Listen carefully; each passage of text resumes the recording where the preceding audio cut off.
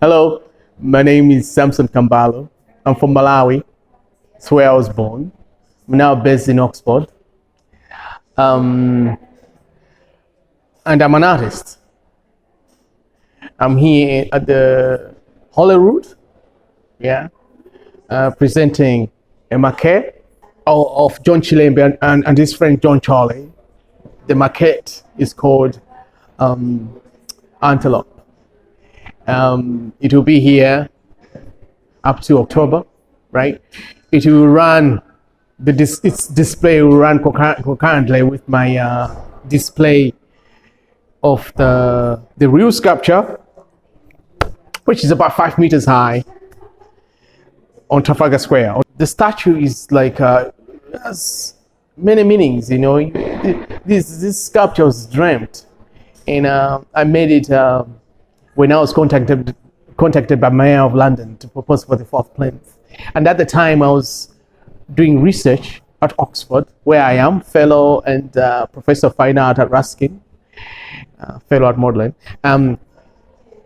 I was writing on Malawian political history. So in Western Library I came across this photograph of 2 men, one African, the other European, wearing hats. And I was wondering, what's happening there? What's the big deal? 2 men wearing hats. But when I dug deep into the history of this picture, I realized that the African was a minister trained in America in the late 19th century. Made this photograph as an act of defiance, because at the time it was forbidden for Africans to wear hats in front of white people. So actually he wore it next to his friend who supported his cause at the opening of this church. And the photograph was taken by his friend's wife. Chilembe took it, had several prints made of it, and they distributed it amongst Africans to show that, you know, you too, you're equal to the European. You can wear a hat in front of them, no problem. So when the mayor's office got in touch with me, I knew this is what I was gonna base my sculpture on. It was immediate, because this photograph, which was fun. The picture actually looks fascinating until one day I discovered that actually he's wearing this hat sideways for effect, you know. But the photographs of John Chilembe, this minister, Pan-Africanist, meaning the first Malawian to think of resisting colonialism beyond tribal lines,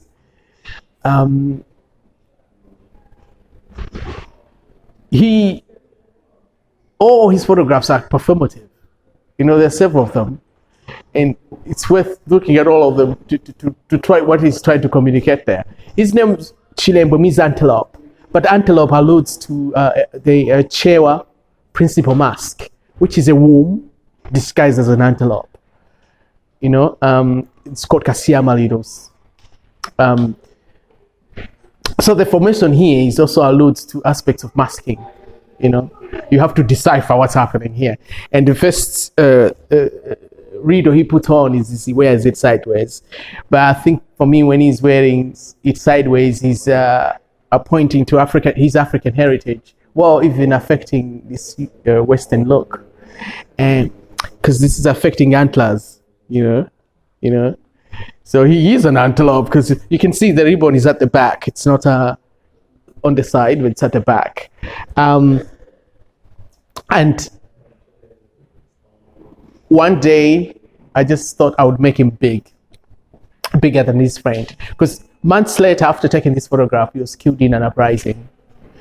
So I thought, okay, I will highlight that by making him bigger. It's not that I thought, but I realized that actually he had to be big, to the size of an antelope or a horse, because this plinth is for a horse. So there's a rider, and there's antelope, or the and you know what, another thing that made it easier is that the guy who made the lions at which he's looking at on Trafalgar Square is the same guy who painted the Monarch of the Glen, the famous painting that's on whiskey here. So you know, all these associations came to me. And yes, Chole is the size of the other figures on the square. He's small, but not small, because this is like 1.7. He's like almost twice the size of a 6 foot person in real life. So he's looking small, but actually he's the one who is the normal size of the other figures on Trafalgar Square. While Chirembulum's there ghostly, you know. Yeah, and behind him he carries a book.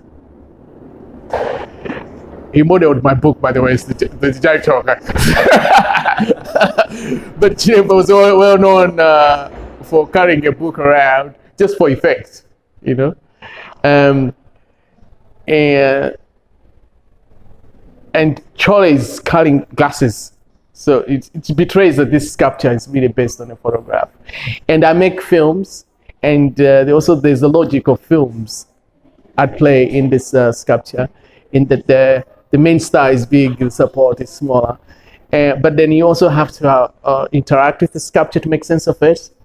It looks classical, but I think it's only through interaction that you can really get to appreciate what's happening there. You can be seen from different angles. If you took pictures from here, Chiremba sometimes looks smaller and he looks bigger. There could be many ways of photographing this that